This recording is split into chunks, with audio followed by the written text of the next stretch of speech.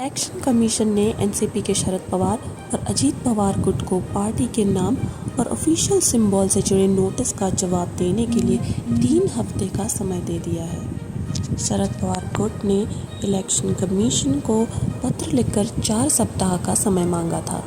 अब दोनों गुटों को 8 सितंबर तक नोटिस का जवाब देना होगा। इलेक्शन कमीशन ने 27 जुलाई को अजीत पवार और शरद पवार गुटों को नोटिस जारी किया था। इस पर 17 अगस्त तक जवाब मांगा गया था। कमीशन को 40 सांसदों, विधायकों और एमएलसी के हलफनामों के साथ ही विद्रोही गुट के सदस्यों का भी प्रस्ताव मिला था। विद्रोही धड़े ने अजीत पवार को एनसीपी चीफ चुना है। शरद पवार की लीडरशिप वाले गुट ने तब तक चुनाव आयोग के पास नहीं जाने का फैसला किया था जब तक कि इलेक्शन कमीशन विद्रोही समूह के दावों का संज्ञान नहीं ले लेता।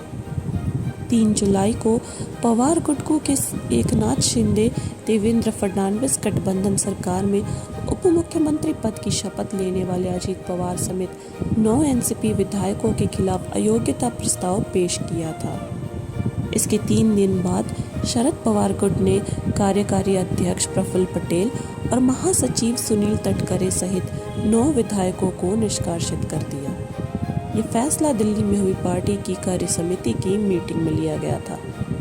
इस बीच कुछ दिनों पहले ही शरद पवार ने पुणे में अपने भतीजे अजीत पवार के साथ बंद कमरे में बैठक की। इसे लेकर दोनों के भविष्य के कदमों के बारे में फिर से अटकलें तेज हो गई हैं। मीटिंग लगभग 3 घंटे चली, जो कि एक बिजनेसमैन के घर पर हुई। ऐसा कहा जाने लगा कि क्या फिर से शरद और अजीत पवार साथ आने वाले हैं।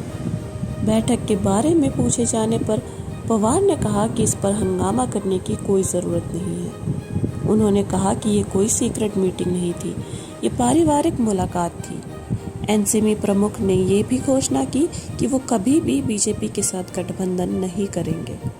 शरद पवार ने कहा कि बीजेपी के साथ कोई भी जुड़ाव एनसीपी की राजनीतिक नीति में फिट नहीं बैठता है। अजीत और शरद पवार की सीक्रेट मीटिंग पर कांग्रेस नेता पृथ्वीराज चौहान ने दावा किया था कि बीजेपी से शरद पवार को कैबिनेट मंत्री पद का ऑफर मिला है। उन्होंने कहा कि यही ऑफर देने के लिए अजीत और शरद के बीच बैठकें हो रही हैं। दरअसल कुछ स्थानीय मीडिया रिपोर्ट्स ने दावा किया था कि बीजेपी ने शरद को केंद्र में कृषि मंत्री बनाने और नीति आयोग के अध्यक्ष पद के साथ बेटी सुप्रिया सूले को मंत्री पद का ऑफर दिया है। इस बीच शरद पवार ने कहा कि मंत्री पद की पेशकश की बातों में कोई सच्चाई नहीं है। अजीत पवार से मेरी कोई राजनीतिक चर्चा नहीं।